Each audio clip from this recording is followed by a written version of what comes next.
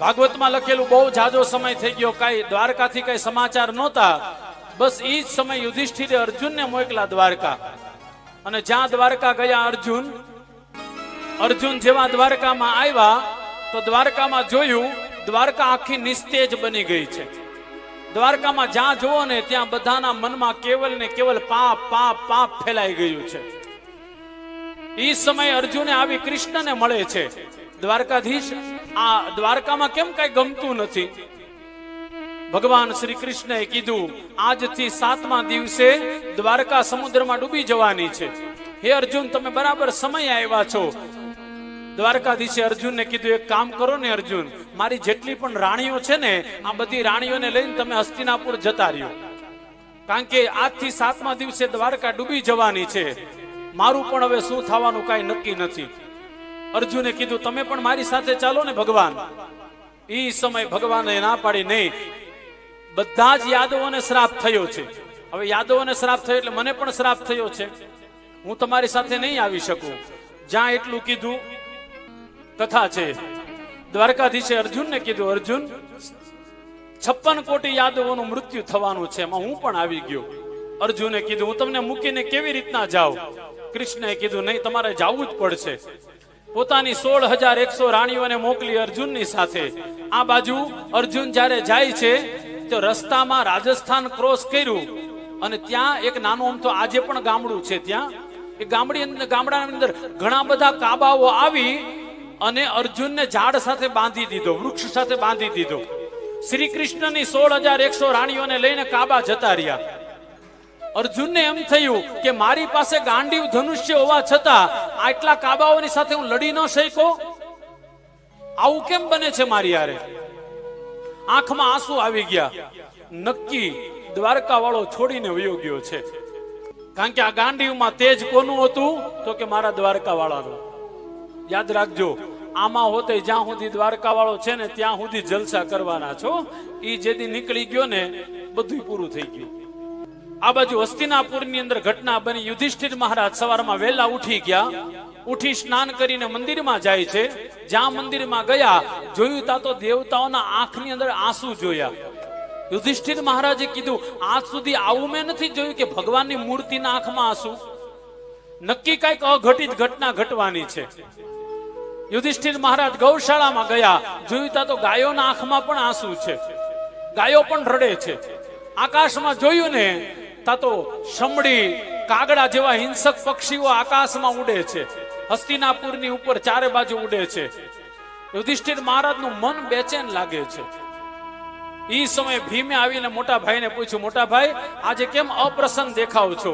બધી વાત કરી. મૂર્તિમાં આજે મૂર્તિના આંખમાં આંસુ જોયા, ગાયોના આંખમાં આંસુ જોયા. મને એવું લાગે છે ભીમ, કાંઈક અઘટિત ઘટના ઘટી છે. હે ભીમ, અર્જુન કે દિવસનો દ્વારકા ગયો, હજી પાછો કેમ નથી આવ્યો? આપણા અર્જુનને કઈ થઈ તો નહીં ગયું હોય ને? હજી ભીમ ને યુધિષ્ઠિર મહારાજ વાત કરતા હતા ને એ જ સમયે અર્જુનનો રથ આવ્યો. નિસ્તેજ બનેલો અર્જુન રથમાંથી નીચે ઉતરો. ડગલા માંડતો બંને મોટા ભાઈઓને પગે લાગે છે. પગે લાગ્યા પણ મોઢા ઉપર પ્રસન્નતા ન દેખાણી એટલે યુધિષ્ઠિરે બે બાવડા પકડીને કીધું, અર્જુન, શું થયું? કેમ કાંઈ બોલતો નથી? તું તો બરાબર લાગે છે. દ્વારકા ગયો તો ત્યાં આપણા મામા વસુદેવ મજામાં તો છે ને? આપણી મામી દેવકી મજામાં તો છે ને? દાઉજી મહારાજ મજામાં તો છે ને?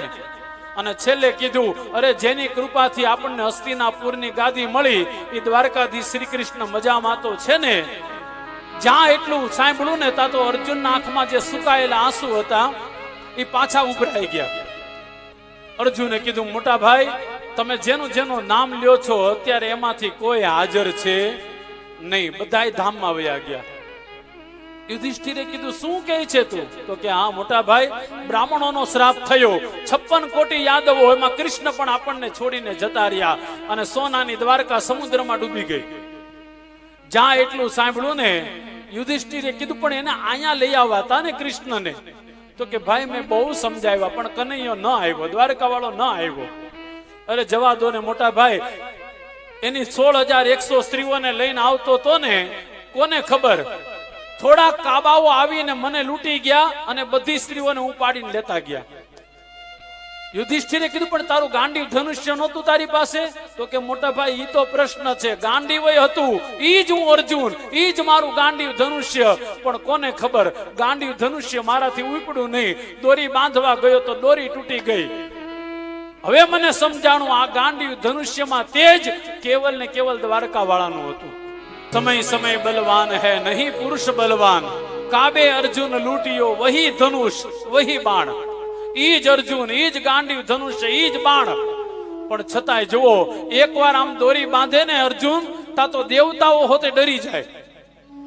અને હવે એ દોરી બંધાતી નથી અર્જુનથી. કેમ? તો કે કનૈયો ગયો.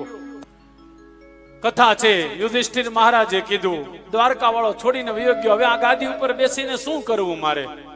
માથા ઉપર મુંગટ હતો, ઉતારીને ગાદી ઉપર મૂકી દીધો. યુધિષ્ઠિર મહારાજ નીકળી ગયા. એની પાછળ ભીમ, એની પાછળ અર્જુન, એની પાછળ નકુલ, સહદેવ અને દ્રૌપદી.